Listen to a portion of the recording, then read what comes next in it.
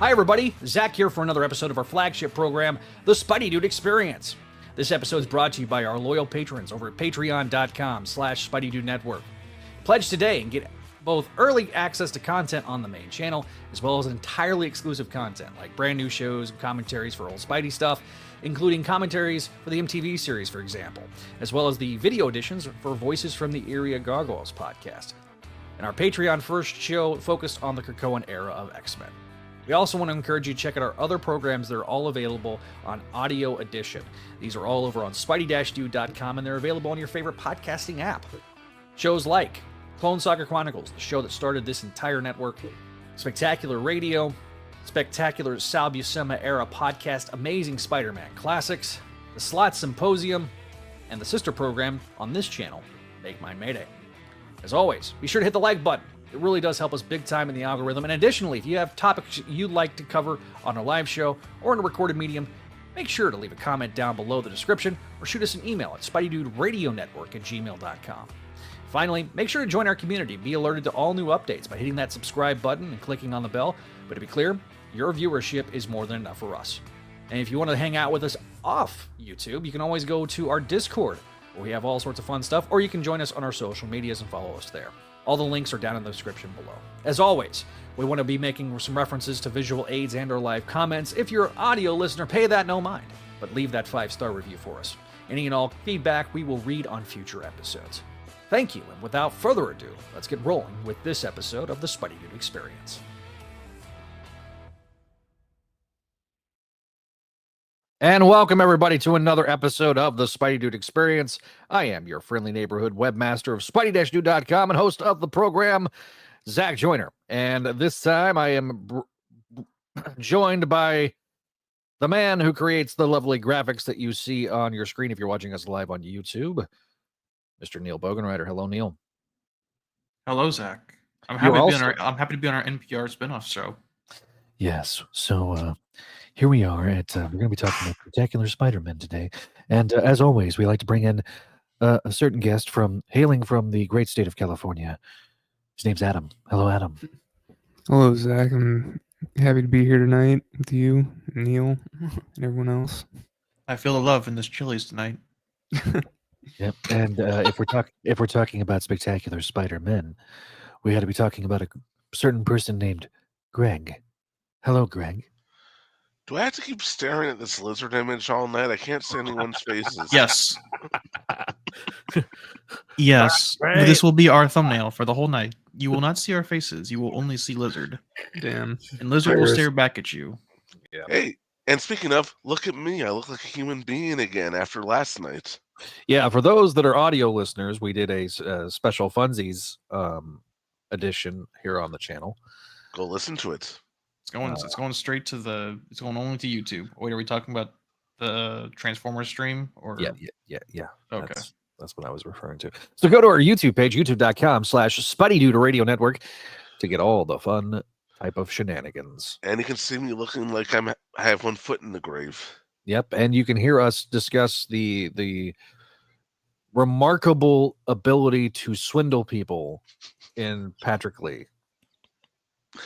I don't even think his name is Patrick. I think it's just Pat. Oh, well. That's great. I'm glad for him. I wonder if he still has the Porsche. I tried looking that up last night. I couldn't find it. I think, hang on, I'm trying to get back in the NPR voice. I think that in order for it to be funnier, that it's the same car that the boy who traded in a old iPod for a series of trades for a 2000 Porsche Buckster is the owner of the Pat Lee mobile.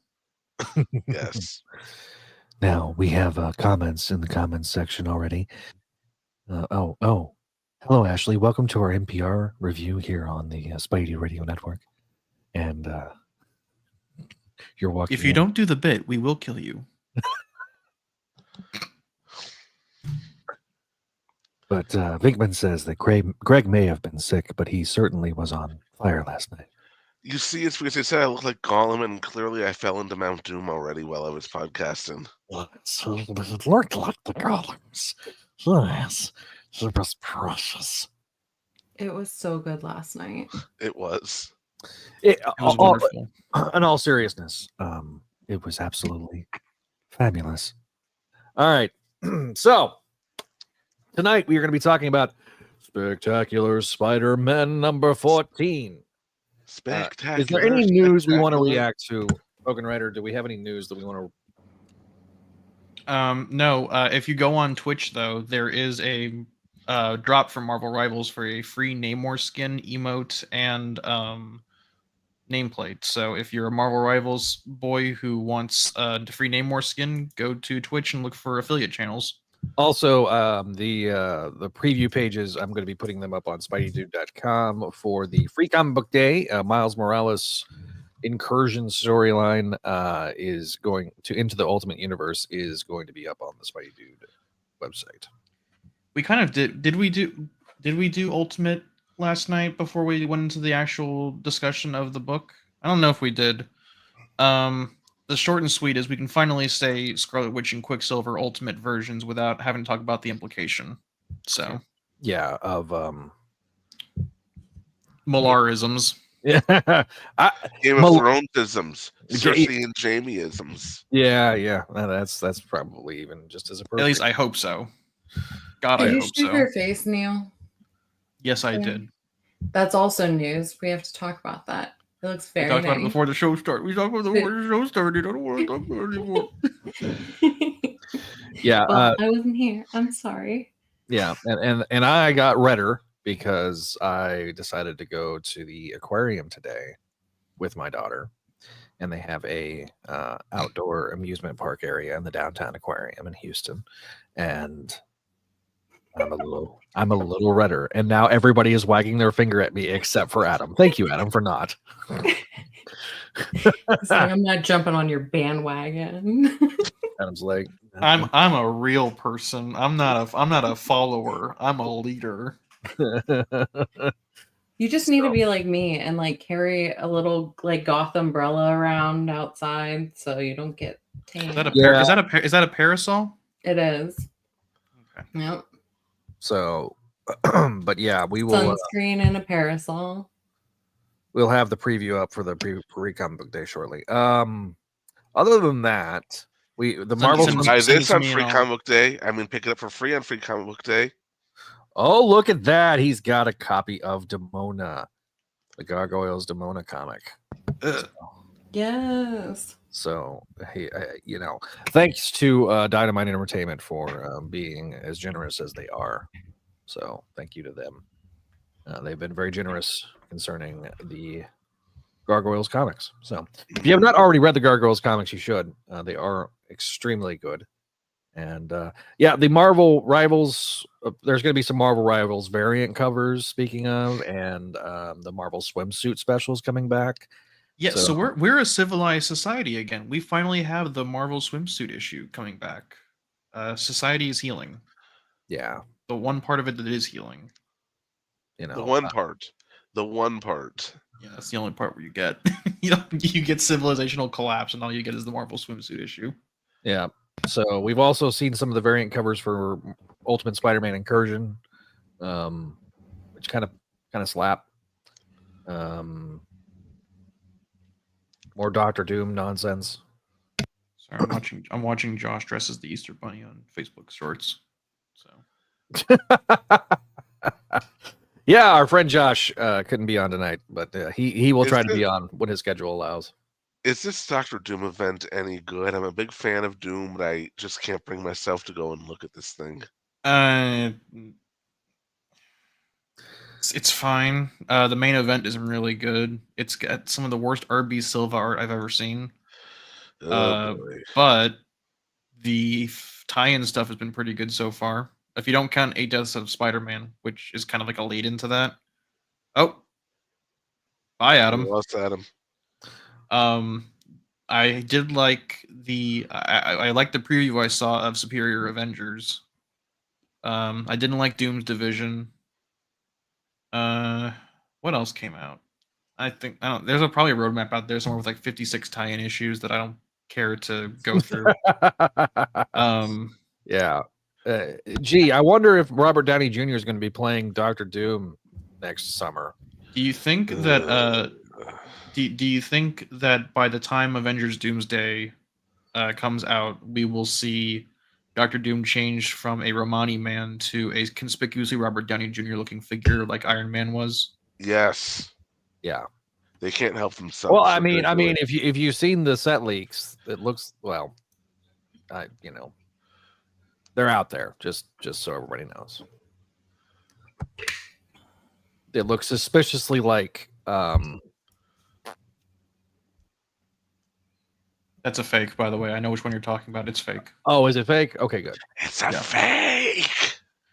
Thank Good. you, Vrenak from Deep Space Nine's In the Pale Moonlight, Season 6, Episode 20. Okay, that was oddly specific. This is NPR now. Welcome to NPR. Welcome to Consider This. We also did this week the not only did we do we did Slot Symposium where we talked about the Revenge The of Revenge of the Spider Slayer. Yeah. And the all new Venom that's not all new anymore. Yeah. We've had two all new Venoms since the all new Venom of that one. Actually, yeah, that's a good point. Spider Slayers. It was AKA pretty John tight. Semper. We technically had 4. AKA John Semper's favorites. the Oh Spider yeah, Slayers. we've had 4 because we had what the that one guy that We had Sasuke, Lee Price. That one guy and that other guy, and That And Lee then Price. Eddie came back for a bit, and then Dylan Brock became Yeah. Venom. yeah And now everyone's favorite redhead is now Venom because I guess Al Ewing got bored. yeah. So we've had 4 all new Venoms since that all new Venom. Okay. That is insane. What a stat. What an indictment on. Am I Legacy noticing some gray in characters. the beard? Yes, there is some gray in the beard. You know, it's funny. He's I gotta almost comment 40. on- He can't help it. I got to comment on this. I was asked on one of these things couple weeks ago. What It do you was meant think to be an of? insult, Zach. Yeah, what do you think of Mary Jane being the new Venom? And my response to that was, I don't care. And I hate that I'm there right now. I feel so much apathy for what's going on in most of these books. I mean, I know Tom Brevoort has his whole thing about how an angry reader is an engaged reader, but that can only last so long until it burns itself out. Well, it's the weird part is that Brevoort isn't even the Spider. Well, for one, he was never the Spider-Man editor. He's always been like the Avengers editor and like chief editor, or besides underneath Cebulski. Yeah, he was like Or executive Alonso. editor during Brand New Day. He's listed as executive editor. He wrote the I think that's manifesto. I think that's like his right- official position, but he's That was editing like the X-Men right office now. under. It was like right under Quesada, I think. He wrote the Yeah. manifesto, the Brand New Day manifesto. That's true. He did. Ashley has no idea what we're talking about too. I So always just let you guys go on your little tangents. I learn some things sometimes, other times the ADHD takes over. So Yeah, I'm sorry, Ashley. This is not as fun as the Pat Lee discussion last night. that was amazing. This is all just like us whinging about our favorite comic book characters. all right, There's so nothing Basically, there have just been people in editorial that have been there for like 30 years and they need to move on. Well, I mean, they can't because if they don't have health insurance. That's true. So you can't really fault them. That just their lack of health insurance becomes everyone's problem. damn. The biggest case for universal health care and becoming communist Sweden is Tom Brevoort leaving us alone. God almighty, damn. Uh, And put that on Twitter. It's gonna be a banger tweet. I'm sure. But you have to do it with the childish Gambino, like This Is America with it. Can't catch you slipping up. I got go around shirtless, like shooting people in the back of the head. And Oh Jesus! that's in the music Dang. video. Dang. That's in the music video. We just do the funny little dance. That's all. Yeah, let's just do the funny little dances. I'm down with that. All right. As I'm getting the cover pulled up from Marvel.com. By the way, I'm gonna start off with a negative. This cover feels really lazy. Like this was Bagley realizing he could do like nothing and get paid like $3,000 a cover. I don't know what exactly the cover rate That's is for Marvel, Bagley? but Yeah, That it is Bagley Bagley. cover. That is a Bagley cover. You know, it hasn't been shown yet, but he's supposed to be doing a cover for Demona issue number 2. I was really excited to see that. Now I'm beginning to wonder. I hope I don't get this Mark Bagley for that. I hope he doesn't phone it in. And then we get this. That one's way better. Like I'm not even joking. It is better, but I don't like lizards. Like if they gave him like the scales on the back. Like why is he look like Quasimodo lizard? He does. Like he's gonna start ringing the bell. Like that. He kind of gives me Nosferatu vibes with the face. The face does kind of, yeah. Yeah. Uh-huh. But that hunchback, man, I just can't I can't stop staring at it. And then we have, the Miles Morales' web shooter bulging out. Yeah, I was not gonna say it again. You can't see my face of disgust from behind the graphic, but Jesus Christ. He's thinking of Kamala. Oh my God. Do we need to put you back on NyQuil to calm you down? He's like, I don't care anymore. All right, so let's get into the recap of the issue. Can't kink shame on this channel. Okay, no kink shaming. He's a kid. We listen and we don't judge. We listen and we. He's don't. 16 years old. That means he's getting one every 5 minutes. Woo, Poor yeah. man. Poor man. Why are we? Jesus Christ. There we go. All right. So, all right, we open the issue with now. It's been a difficult night for Peter Parker and Miles Morales. They are fighting a disembodied lizard between the situation, because the pick up directly from last issue. Let me read the little blurb. Juliet Marcos has begun mastering her transformative powers of earth, water, air, and fire as elementary. Do you remember the 21st night of September? I don't want to do recaps anymore. So I was just wondering why you weren't doing to it. Zach. Also, I just want to point out that the artist changed again. It's back to Genolette and not Lysoan again. Yeah, I know. I was going to bring that up. Yeah. So, but her Okay, sorry. powers, but her great powers may have come at great cost. Juliet and the Spider-Men have recently battled both the Electros, Francine Fry and Max Dillon. But in the ensuing chaos, her crush, Anna, was electrocuted and rushed to the hospital. Afterward, the Electros revealed that they held Dr. Kirk Connor's son, Billy, hostage in exchange for the doctor's advanced tech. Desperate to find their son, Connors and his beastly duplicate, the Lizard, violently extorted Billy's location from the Electros, only to find him missing. Before the Lizard could unleash his bloody wrath, the Spider-Men showed up. Strange Love, Chapter 7. I gotta say, violently extorted is both not a euphemism and a euphemism at the same time for what was going on there. Yeah, that's fair. Writer is Greg Weisman. Artist is Andres Ginolette. Color artist is Edgar Delgado. Letterer is VC's Joe Caramanga. Mark Bagley and Edgar Delgado are the cover artists. The variant cover artist was Andretti Bresson and Edgar Delgado. And Gabriel Mata, Tom Groneman, production and associate editor, respectively. Editor Nick Lowe. Cebulski is editor-in-chief. Spider-Man, created by Stan Lee and Steve Ditko. All right, so we get to the opening splash page where we have the Lizard with his violent tail smashing into Miles Morales while he punches and slashes at Peter Parker. They decide to go high-low, something that Peter Parker experienced not only in kindergarten, but in high school. Peter then keeps forgetting that they're not dealing with Kirk Connors, they're dealing with the Lizard. So Peter then goes to check on Kirk Connors. He still has a pulse, he's still breathing. He realizes that, he's a normie now, so he can't. Can I ask a dumb question? Why Miles doesn't just Venom blast him?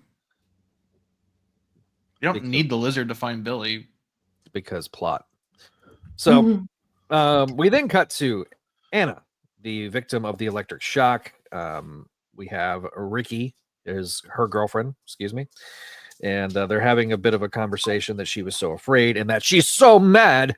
We then cut back to the fight between Miles Morales and the Lizard. Meanwhile, Peter is trying to get the Kirk Connors to come too. And Miles is like, can we please get it along? And so we see Connor saying, wait, there's a part of me still left in you. And then we get the spouse Connors. This is a dumb question. Is there a reason for that? Like now all of a sudden he just flip turns on, is it just his lizard brain? That's his lizard brain. Yeah. Okay. So Peter's like maybe reminding, the that you two used to be one might not be the right move, of course. And so Peter and Miles are attempting to restrain the lizard, and Connor says, "Focus on Billy, focus on our son." And I love how it's like Electro stole our Billy, the brother, like a year ago in universe. You ate him. Yeah, we don't talk about that anymore. We don't talk about shit. That never happened. So, oh wait, that didn't work. Just like how Doc Ock was never resurrected by a group of ninjas. Pretty much, yeah. Also, thank you for triggering my ADHD. I am going to be listening to Encanto in my brain for the rest of this podcast.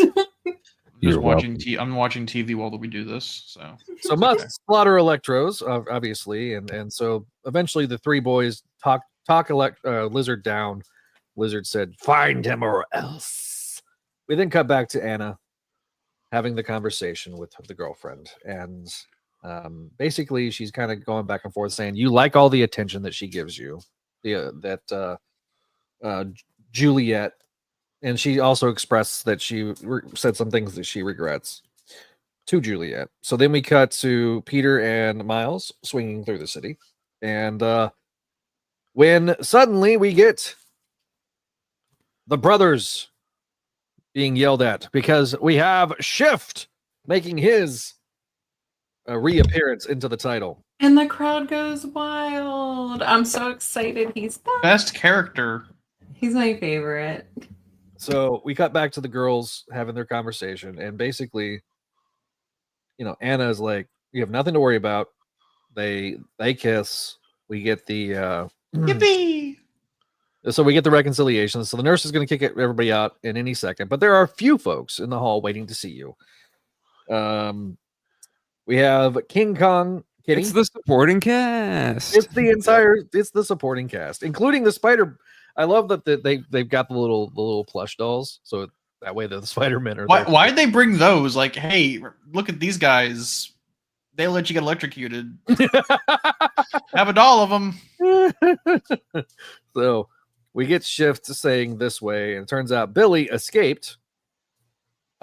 So we thought that Martha last issue said that it was telling the lizard to go find Billy, but it turns out it was not the lizard. It was Shift, and then he got the Vermins to help out.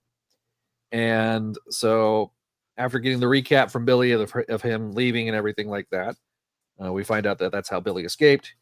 And, there's a bit of a reconciliation between the Connors and Billy saying, I'm a freak, but maybe being down in the damn sewers is not the best thing in the world. So, Lizard then sees the family hug, and he goes off into his little domain. So we get the spiders going back to the coffee bean to check on things, and turns out they get a recap of if Elementary is still a puddle or not. But then the psychologist saying, given Juliet's fragility and her attachment to Anna, if she really does blame herself for Anna's injury or death, I'm concerned that Juliet might harm herself. So, and she's back at the Arcadium, I think, with the Anna bot. That's what we call Anna bot. Yep. Gone Again Girl is next issue, and that is we get the other Bagley cover that is. All right, team. We're gonna start a betting pool in the description of the chat, or in the description of the video. Place your bets on on what's gonna happen to Elementary. Will she do what was that one guy from Civil War 2 that could predict the future? Ulysses. Do you think she's going to pull Ulysses and transcend to a higher plane of existence? Do you think she's going to die? Do you think she's going to go into the Arcadium forever? Or do you think that she will be a hero forever and never show up in anything ever again? None of those. I think she'll pop up again at some point, but I think she's going to go on to be a hero. I don't think she's going to actually harm herself or. I'm not saying she's gonna. I'm just saying die. I didn't say how. Bye, Adam. We keep losing Adam. Adam's internet is not cooperating. Adam is slippery. Does he have T-Mobile? I don't even have T-Mobile anymore. I switched to AT&T. You can't even make that joke anymore. I mean, you still disconnected the show last night, so. Yeah, it was probably That wasn't because of his internet. that was because operator that's, error. That's because of his sausage fingers. I don't I have have him sausage I have fingers. him too. I have him too, man. It's okay. Don't have sausage fingers. It's very mean. That's Why not are you mean. so mean, Bogenrieder? So anyway, so do we want to give thoughts on the issue? So let's start with Mr. Bishansky. Greg. First of all, I appreciated all the maturity of the conversations that they were having throughout the issue, especially with Anna Romney and Ricky. I mean, Ricky pointed out some very true things, and she said some horrible things to Juliet in the heat of the moment, but who hasn't ever done that at any point in their lives? I mean, I've done that plenty of times. Zach has witnessed this. Hell, I think I've even done it to Zach a couple of times. For those that are audio listeners, I'm shaking my head violently and smiling.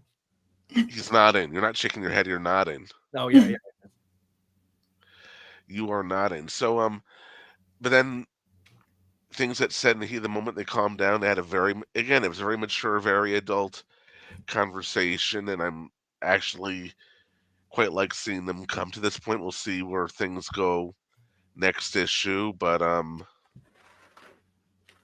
Juliet needs to obviously Juliet's in a crisis point right now, so we'll see how that goes next issue. I enjoyed the fight scene with the lizard. I thought it was well drawn, very well choreographed. I like how bestial this particular artist, I'm forgetting who it is, draws the lizard.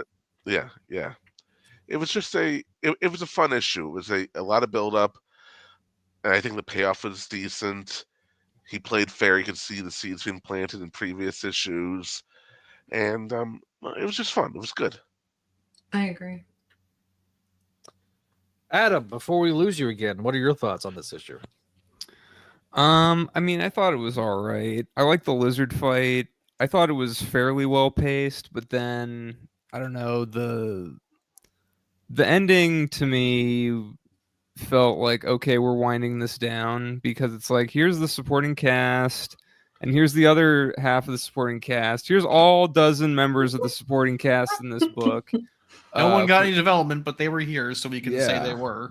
Yeah, kind of. I mean, I don't know. I thought it was all right, but other than that, it was like, and there's like, exposition info dump at the end to catch up with Billy and, get everyone up to speed there, because no one else knew really what happened, and that's fine. But it just kind of, I don't know. It started off well, but I think it just kind of got a little, I don't know, just like, yeah, we're wrapping this up. Would you mind if I take a swung at how I felt about this issue? Absolutely. Go ahead. Go Kind for of it. reminded me of like a Hallmark movie. I don't know why. Nothing like offensively bad, but it had like that same like vibe of like things are happening, but I don't feel like they're happening. And that same vibe as like a Hallmark movie. Yeah, because it was like, it's basically like, the lizard fight. The lizard fight is like supposed to lead into, where's Billy, but then it's like, well, Billy's fine. And yeah, that's fine. That part was weird to me. We're like they make a big deal about like Billy's in trouble. Billy's in trouble. Oh no, wait, he was here the whole time. Yeah, and that's fine, but it's like, all right, I don't know. Like I said, it just kind of feels like we're wrapping it up. Yeah, that was part of my problem, was that like, well, not just the writing itself, but the way the art is laid out. It's fine. It's not like bad. It just has very plain layouts without any interesting like angles or shots. It's all very like technically competent. But to kind of cheat and talk about ASM for a bit, it's kind of like how I felt about the first issue of Kelly's run, where like it's not awful, just it kind of feels like technically competent and not much else. I don't know. It wasn't muddied this time. Yeah, I was about to jump it over to you, Ash. What are your thoughts? It wasn't muddied this time. I actually enjoyed this issue, which you guys know I've complained since day one how difficult the series was. They actually followed along, like it was like a cohesive like storyline. It progressed true. it. Yeah, the it pacing, didn't. the pacing was very linear. I appreciated that. Yeah. I really did, like, a lot. It wasn't a bunch of back and forth and now, then, later, meanwhile, all those things that I complain about. Also, it feels like my little notes where I have constantly griped over these characters not being able to tell them apart, there are names on them. And actually, all the times that I've been like, why do we care about this person? Why are they in the story? I don't know who this person is. It actually states underneath who these people are. And I actually really appreciated that. It's a complete switch, you know, from the other previous ones. And this is the first one that I truly enjoy reading these last 2 issues instead of all the jumping around in different things. So I think maybe I'm the unpopular opinion. I see you guys nodding, but you know, like there are things that I wish they would have changed, like stuff with Billy. I do wish there was a little bit more than like, oh, he's at home, you know, like he's fine, he's safe, whatever, you know, that would have been a little bit more fun.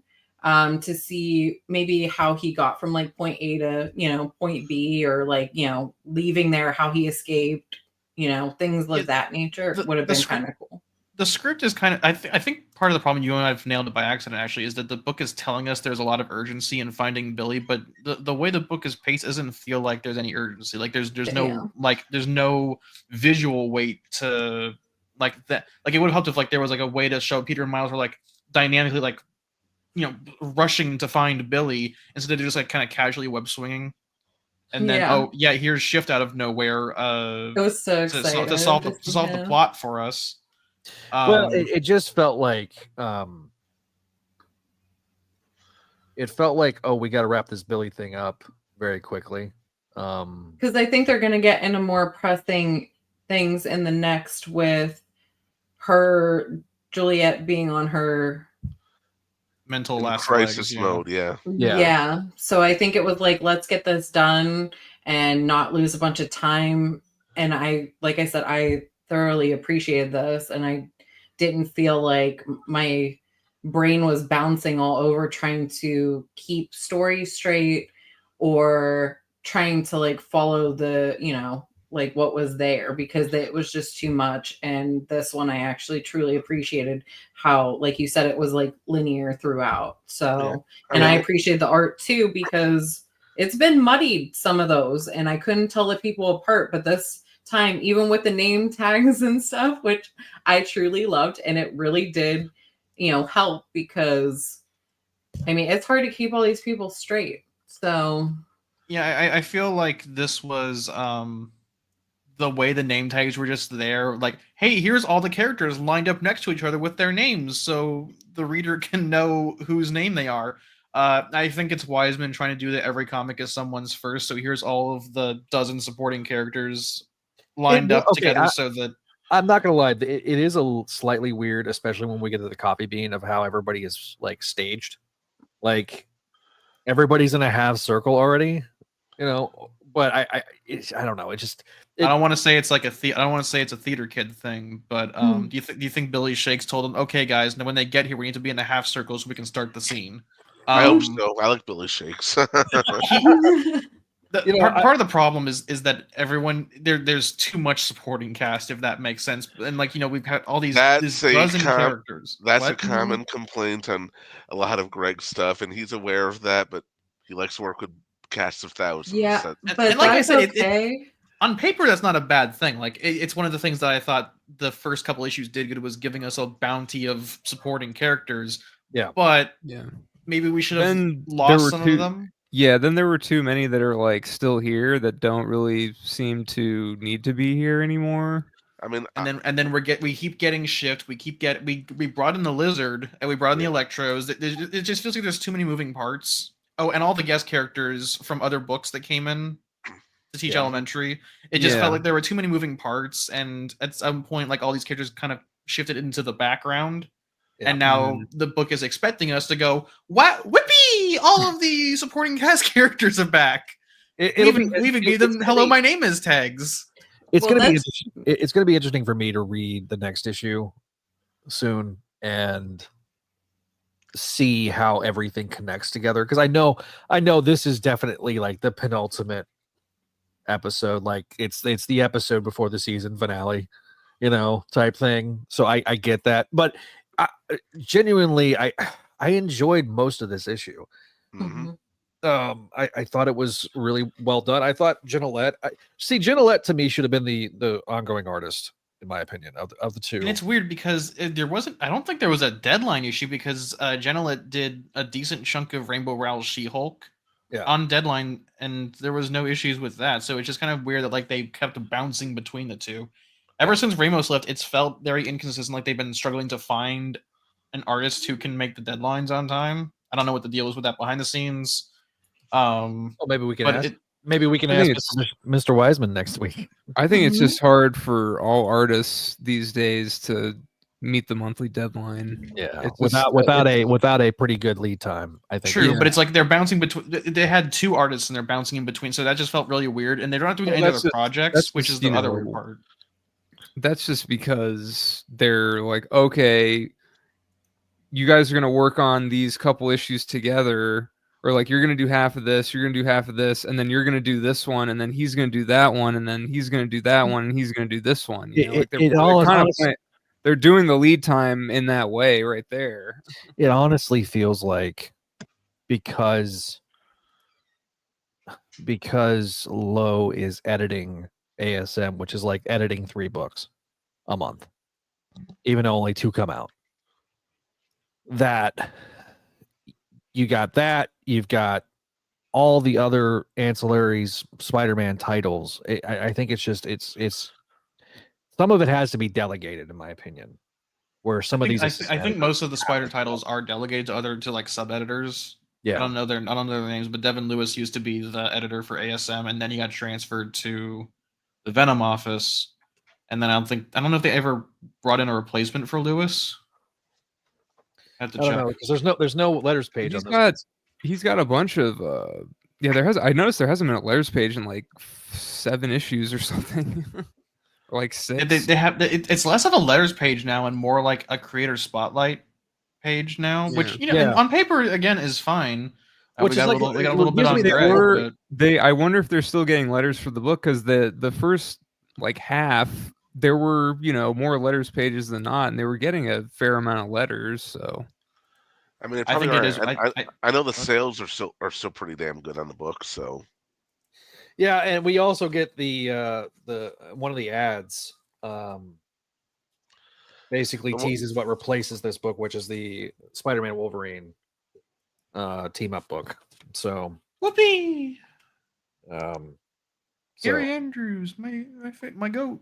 The Carrie. I'll be honest. I look at this Carrie Andrews art, and it kind of reminds me of that Maximum series Spider-Man, which is some people are actually getting their hands on right now.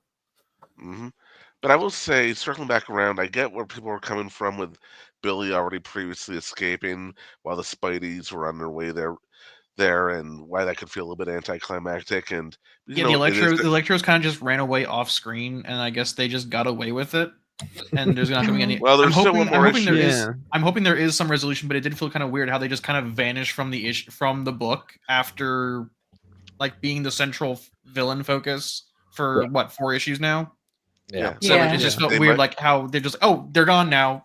They might be in the next issue. We'll see what and happens. Billy's fine. Yeah, but at the same time, I also appreciate Martha Connors being a little bit proactive and sending her people to find him.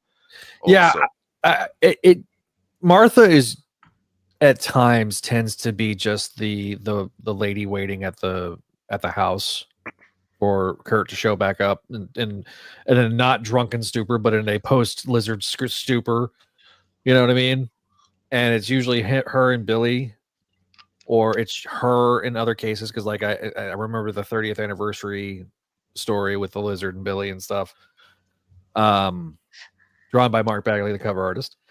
And Martha was just kind of waiting at the window type thing. And so for her to be proactive, like you say, Greg, is actually something that I feel like shows that Martha that quasi resurrecting Martha actually got some benefits out of it. It's also similar to how he wrote her in the Spectacular Spider-Man animated series. She wasn't just a housewife at home; she was a scientist.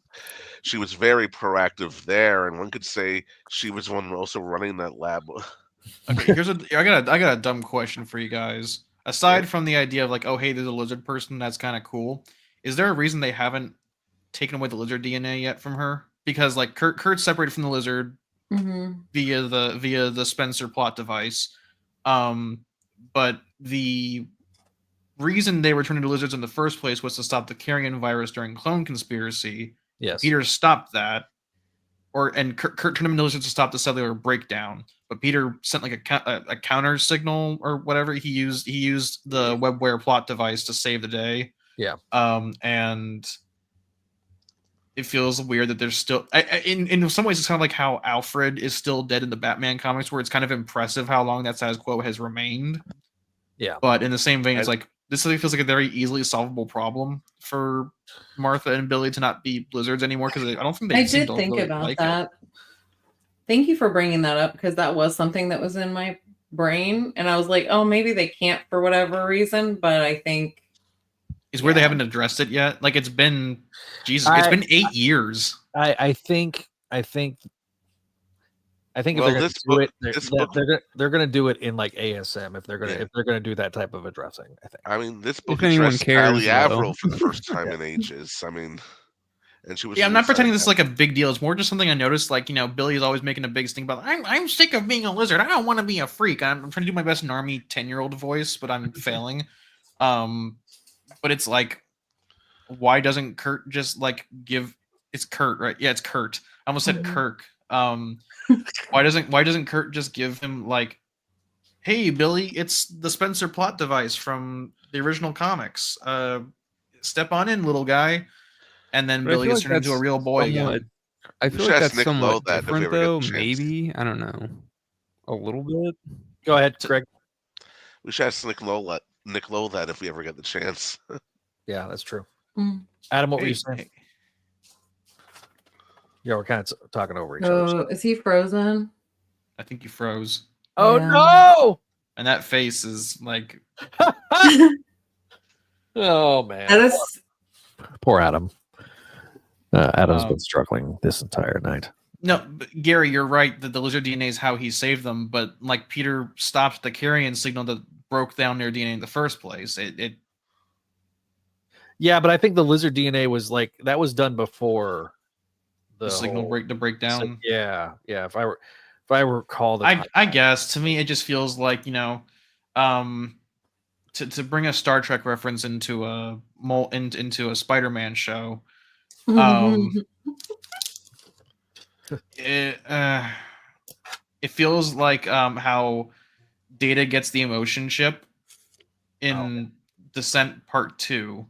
Yeah. And then like it never gets brought up again, even though he's like continues to, and it, like for all of his talking about like I want to experience humanity, he puts the chip in a locker until like an entire season later in a movie.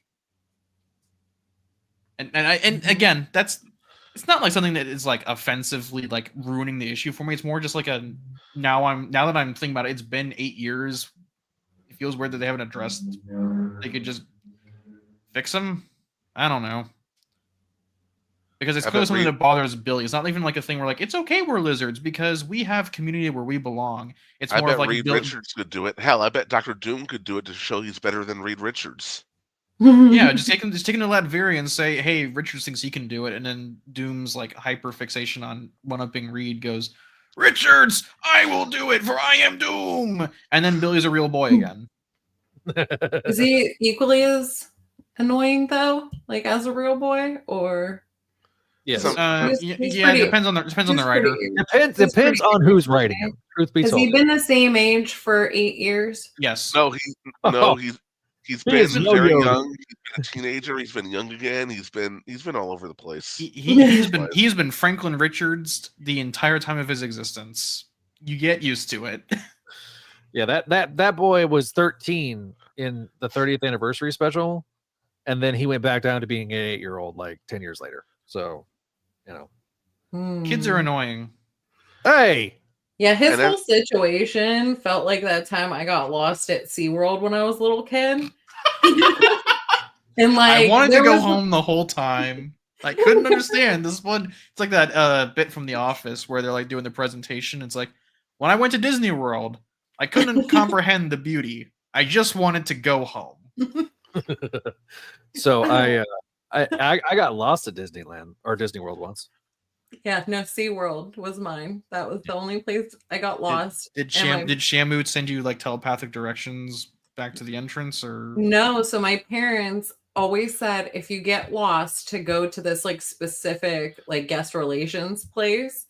And so I was lost and it felt like this whole scene with Billy where there's like urgency, everybody's looking for them, they're freaking out, and I was just standing. I went back to the guest relations and was just waiting there for them. and then it just solves it. Then it just solves itself. Exactly. That's literally what it sounded We need like. to title it. We need to title the episode when we drop it on Apple Podcasts. Ashley gets lost at SeaWorld.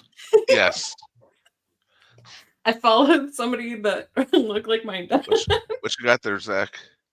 This is what we're gonna be talking about next week. So Ah. okay, so hopefully we'll get Adam back. Yeah, the weird part is the first half of this issue is pretty good, and then like Lizard Boy getting like, I got myself out of there. That kind of deflated. also Well, should- he didn't actually get himself out of there. He sort of did, but then the vermins and Shift helped get him out also. Yeah, I mean, it was- ostensibly though, as regardless of what mechanisms got him out of there, the idea is like, oh, he was never really in danger because like he got out himself. well, we don't know how long it took for them to find him. It'd be really funny if he just like got out like immediately after the Electros left. He just like ate the rope and just ran away like immediately after they left. Yeah. Well, I mean, that would give Billy some good agency, I think. Yeah, the Electros are too horny to know what they were doing. Poor Adam. Welcome back, buddy. The face you froze on was unintentionally hilarious. The face in the phrase you were turned on was Yeah. also very funny. So, all right, we want to give grades right quick, and then we'll I'll give it a C. A minus. All right, whoa, hang on. I gotta let me get my banners up. So let's. Greg's grade is an A minus. We got Neil's grade, which is a straight C. Ashley, what is your grade? I am going to give it. I didn't think I was going to do this, and I'm almost there to give it an A just based on how all these other ones went, but I'm going to have to do a B++. It's almost there, but it's not quite there yet for me. B++. Really good rating. Adam, I'll give it a B minus. a B minus for Adam. And I am going to give it the same grade as Greg. A minus for me. I enjoyed this issue quite a bit. I thought it was well structured. I thought it was well done. I really think that I appreciate how we are wrapping things up and we're not leaving dangling plot threads. I appreciated seeing all the supporting cast. This is stuff that I genuinely like. And knowing who they are. Yeah, I mean, and seeing Shashan always gives it a little bit of a slight edge for me because Shashan is, I got a personal soft spot for Shashan. Especially now that I've read all of the original stuff with Shashan. Just don't let Josh Bertoni do his old impression of Forever again. That was pretty bad. Wait, what? Our friend of the show, Josh Bertoni. We'll talk about that off the air. He used to do a pretty bad impression. Think the Chinese guy on South Park type of impression. Yeah. We finger wag for that. We finger wag for that. So no. Anyway, but yeah, no, I give it an A minus. I think it was really.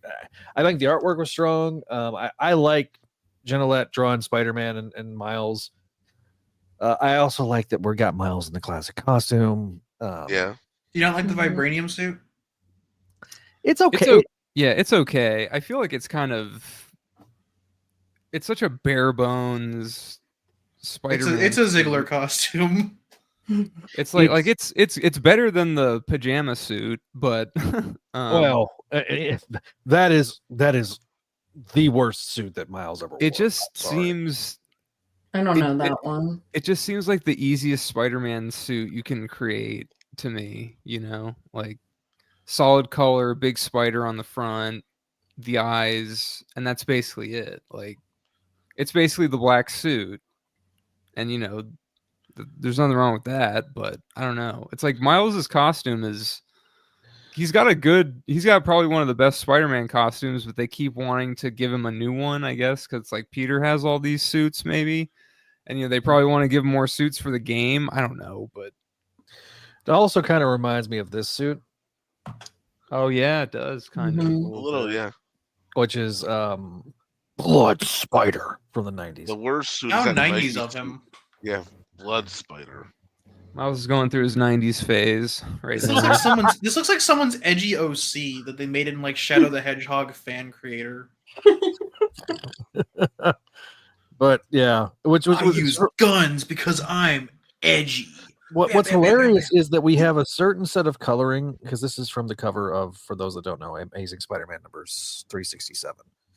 And I remember that issue. that's the coloring for it, right? For those that don't know, which basically just means probably me. So thank you. No. I was saying this for everybody. Some people probably aren't aware of issues they're like 30 years old now. Yeah. I am, but I'm in my 40s. We got this is how 90s we have. We have the Web Slinger and Solo, which is like the more extreme version of Punisher. It's like a weird love shot between Punisher and Deadpool. He was more extreme of 90s. He was like a mercenary, right? Like, wasn't he like a? Yeah, I don't know. He's like a hero for hire. Yeah, first appearance, like a mercenary for hire. First and only appearance of Blood Spider. By the way. I wonder why, but it is 90s. He's gonna cock his SMG. And it's the 90s because his name is Blood Spider. Apparently this was revealed in the Marvel Universe A to Z hardcover volume number 11. Apparently his name is Jerry Brigham. Bingham? Yeah. Oh, he made a second appearance. Blood Spider was incinerated by Venom in Venom Lethal Protector number 2. Yay! And it's chronologically love to see it. Meaning Brigham was either at some point resurrected or someone else just took the identity of Blood Spider. So we've had a total of 6 appearances. Let's go down this rabbit hole. I want to see all of them. I do love when we do the rabbit hole. And like I said, this is 2025, so retro's in. So this was the Lethal Protector that was written by Michelini. Yeah. I don't know why I pronounce it Michelini. I'm sorry. Hold on. I need to probably JR put the fear of God in me to never say it any other way. I don't know. Probably. And then we had a Deadpool. He appeared in Deadpool for the Mercs and for Money, number 2, and then he needs to see his Daredevil number 5 by Charles Soule, number 15, volume 5, number 15. That was the black suit era for Daredevil, right? I think so. Yeah, according to the cover. We need to go back so Venom can see his dad again. So that was on the other cover. Oh, okay. What? The lizard daddy. Yeah. Yeah. Oh, we'll just throw out the thumbnail up so it's nice and zoomed in. The hunchback. All right, so that's some real. That's the result of some real ultimate Scarlet Witch and Quicksilver right there. Yeah. Habsburg lizard. Oh my god! All right, so let's go through the comments section before we wrap up the episode. Grumpy old guy said, should one be added before the two? And he's apparently was laughing at us now. Am I really there this time? I guess Neil replied. Oh, not on your phone. Yeah. No, he's a ghost. How many voicemails a night? 3 to 6. Who cares about X? Am I right? No, it'd be nice to actually see these people on X. Greg may have been sick, but he was certainly on fire last night. Did Zach take some of Greg's meds? Not going to put up that last one there, Walter, because you just put it up. No, there's that one. Yeah, that was the one I wasn't going to put up. Did you see some flour or something? Blah blah blah. Bankman is now pointing at me. Yeah, I think that was the finger waggle. Oh, okay. Walter is Neil stocked up on lotion. What the fuck? We need lotion for it. Puts the lotion on its skin, or else it gets the hose again. Is that what? In the silence of the lambs. Oh, fuck. That initial silence. The initial silence from Neil spoke volumes. Oh, we got Avi. Happy Friday, yo. I would have rather had a Romani actor, but we needed an Oppenheimer actor. Cillian Murphy was right there. That's true. Am I noticing some grain? Oh, yeah, I already did that one. Angry Reader takes advice of not buying Marvel comics. 15 years of not buying comics. WTG. Beevort. Why did you say way to go? Bees? Beads. Beads. Bees. Not the bees. Not the bees. I don't want to know. You never seen Wicker Man? Not that one.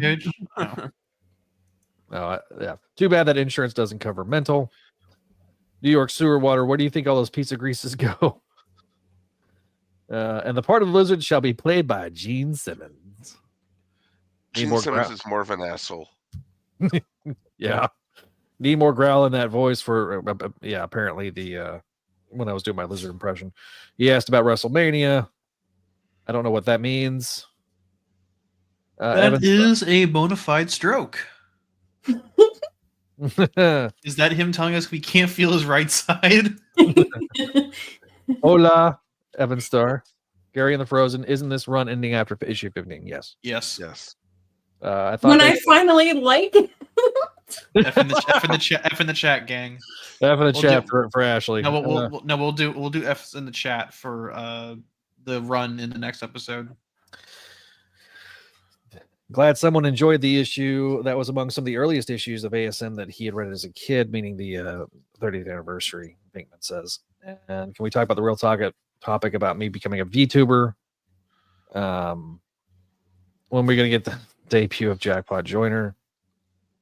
AT&T, even X thinks they are crap. Are we really calling it X? Jesus Christ, the social conditioning. To call it X. Take that back. Take that back. Let's call it Twitter. F in the chat. All right, so the schedule next week is a little bit in flux because issue 2 of the Joe Kelly run comes out next week. We are trying to get hammered down an interview possibly for next week, so may have a couple episodes next week, and then the following week we will be back with Ultimate Spider-Man. And we also have Neil, Greg, and Ashley and Zach's Mystery Meet episode 3.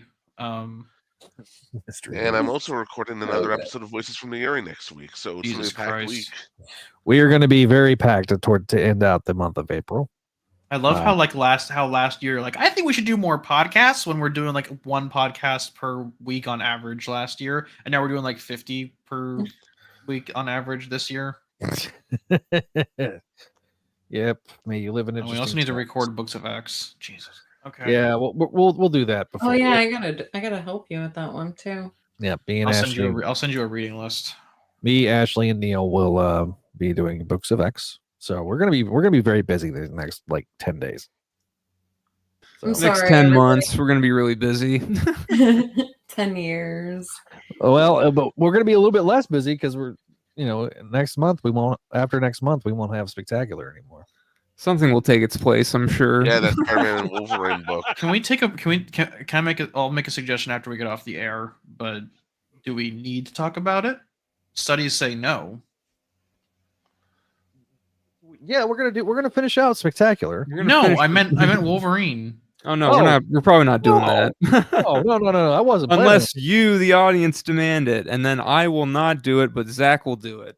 I will won't. not- And I then won't we'll do it. beg the rest of us to also come and do it. Not Or me. Walter will show up. Zach will put like the Suicide Squad bombs in our necks and make us. Will Walter's gonna show up, and then it's gonna Will be the next installment of Spectacular Spider-Man be the last time I ever podcast out Spider-Man? I hope not. Studies say To to be Greg, determined. did you see that JMS is writing a one-shot that's Spider-Man? It's part of his team up thing with the characters he's doing. He's doing Spider-Man versus the Sinister 16, apparently. I'll talk about that one if we talk about that one. You know what? It's JMS. Let's do it. Yeah, we'll probably. I think it's just a one-shot, so we'll probably do that at some point. Yeah, okay. All right. So I got to catch up on Miles Morales. Otherwise, we would be could be talking about Miles, but I'm not gonna. Yeah. You guy love me on the show. You never know what I'm going to do. Yeah, Walter. You never He know. said he left like 20 voicemails or something. Oh no! No, he didn't. I got the voicemail thing pulled up. The last voicemail he left was on April 3rd. Walter, you're like- a fibber. It's like, wait, it's like, yeah, I have the voicemail thing pulled up. There's, oh. No, I just pulled it up a few minutes ago. So, all right. So, after what ASM 2 next week comes out, so we're gonna have the debut of season 5. Some all new graphics are coming, right, Neil? I've already seen them. Yep. So, just to remind everybody, we'll have the new main cover for the Spideydude experience. Cool. Love it. You know, Thank if you have not, Neil. thank you, Neil. If you have not seen the April Fool's month-long, I didn't see the Jesus Christ part. That's a little Jesus there, Neil. Jesus Subliminal Christ. messaging. Just in time for Easter. Yeah. Yeah. Wait, Optimus Prime, he is risen. wait.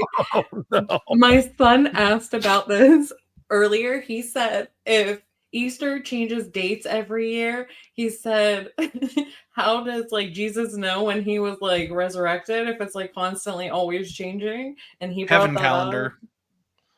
Yeah, It's so like he has the heaven equivalent of Google Calendar. It has the holiday pre-installed. I imagine JZC gets an update on his God phone. I imagine JC doesn't like to think about it too often. It wasn't a particularly happy point of his existence. no, I don't think so.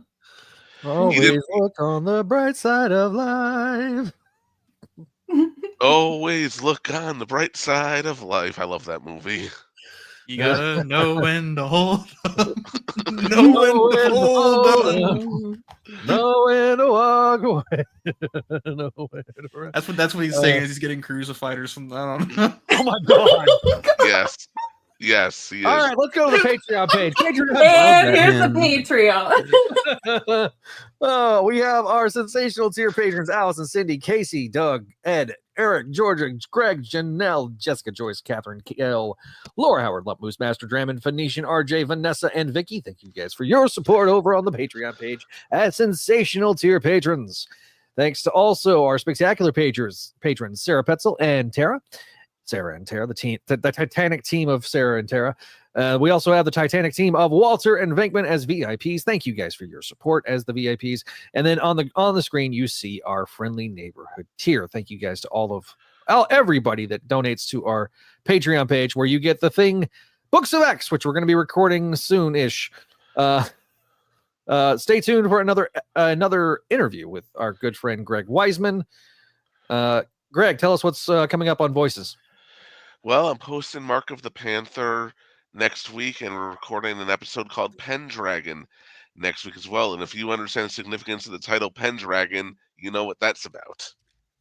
Arthur. So, yes. All right. Hobby and Jack coming soon with more ASM classics. Of course, you can go on to Spidey-Dude.com and find it in our Vault series, Clone Saga Chronicles and Spectacular Radio. Spectacular Radio, obviously, talking about the Spectacular Spider-Man animated series with Greg Weisman and Mr. Greg Bishansky as the host. And Sabi Simera Podcast is continuing to chug along. They're about to wrap up their coverage of Maximum Carnage, the Ultimate 90s crossover event.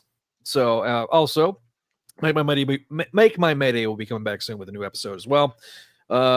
Like I said, we are going to be doing ASM next week, and then more Ultimate Spider-Man. Slot Symposium. We just did an episode of Slot Symposium this week, so if you have not already, it's already available on audio and video as we speak. And of course, you can follow us on our social medias at Spideydude Radio on Twitter, on Facebook. You have us at Spideydude Network for Facebook and Instagram. And Spideydude Radio Network, if you not have already subscribed to us over on the YouTube channel, we have other fun things like our, Transformers stuff. And sometimes we'll play Marvel Rivals and stream it online. And sometimes I'll play Spider-Man too. So, of course, if you want to leave us a voicemail, you can leave us a voicemail, 818-925-6631, and we will play it on a future episode. So thank you guys for watching. If you are watching us live or after the fact, we do appreciate it. And we will see you next time here on the Spideydude Radio Network.